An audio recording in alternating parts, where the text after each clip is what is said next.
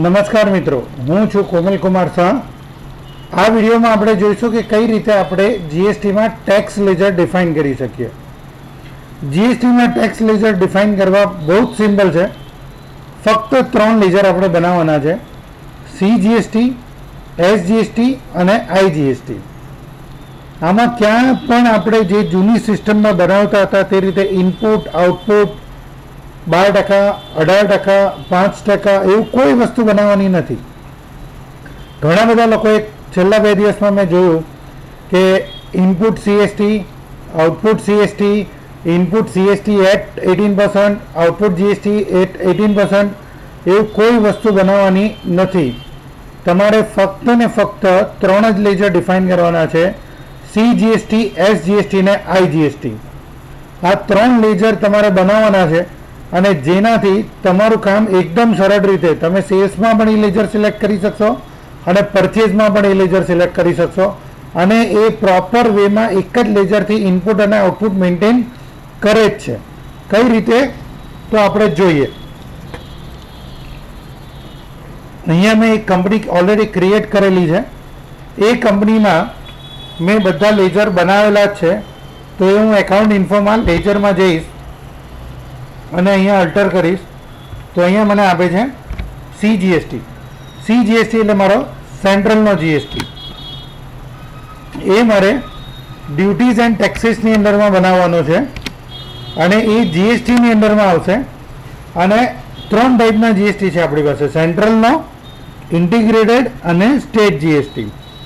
જો તમે ગુજરાતમાં ને ગુજરાતમાંથી જ ખરીદી કરો છો અને ગુજરાતમાં ને ગુજરાતમાં જ વેચાણ કરો છો તો 2 જીએસટી આવશે, સેન્ટ્રલ જીએસટી અને સ્ટેટ જીએસટી, જેને આપણે શોર્ટમાં સીજીએસટી અને એસજીએસટી કહીએ છીએ।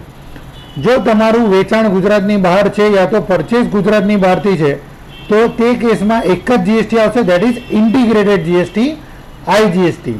એટલે બહુ જ સિમ્પલ છે, ફક્ત 3 જ લેજર બનાવજો, કોઈ ઇનપુટ આઉટપુટ પર્સન્ટેજ પ્રમાણે લેજર બનાવતા નહીં અને જેમ બને તેમ સિમ્પ્લિસિટી સાથે એકાઉન્ટ મેન્ટેન કરો તો એરર ઓછી આવશે અને રિટર્ન દર મહિને સારી રીતે ભરી શકાશે।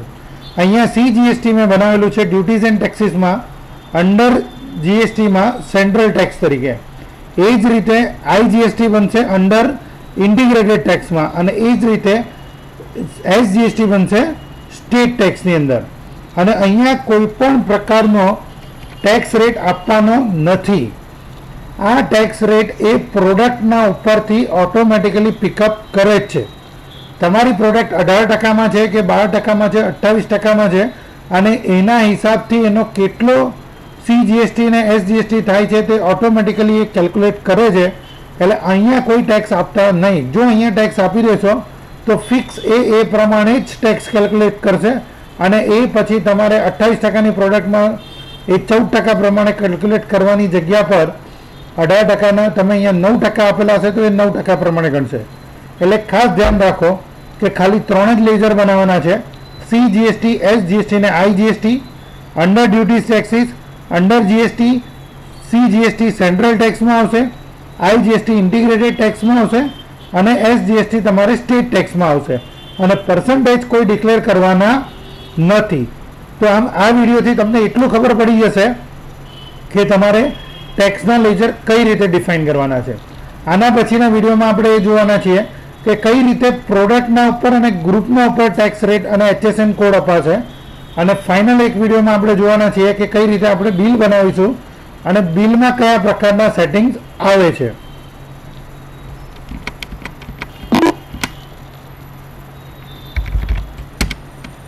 અહીંયા આઈજીએસટી બનાવેલું છે અને સિમિલર વે અહીંયા ઇન્ટિગ્રેટેડ ટેક્સમાં રાખેલું છે અને તે જ પ્રમાણે એસજીએસટી બનાવેલું છે,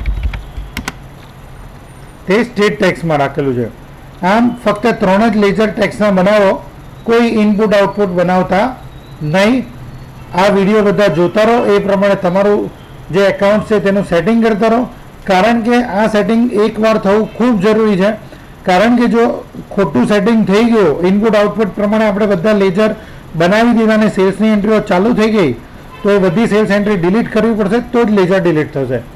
એટલે એક દિવસ મોડું થાય તો વાંધો નહીં, પણ પ્રોપર વેમાં સેટિંગ કરીને આગળ વધો તો એકાઉન્ટમાં ક્યાંય તકલીફ આવવાની નથી. આના માટે જોતા રહો અમારા વિડીયો, અને સાથે દિવસમાં લોટ્સ ઓફ કોલ આવી રહ્યા છે, લોટ્સ ઓફ વોટ્સઅપ આવી રહ્યા છે અને લોટ્સ ઓફ ઈમેલ આવી રહ્યા છે. બધાને અમે રિપ્લાય કરી રહ્યા છે, પણ કોલ પિકઅપ કરવામાં થોડો પ્રોબ્લેમ આવી રહ્યો છે.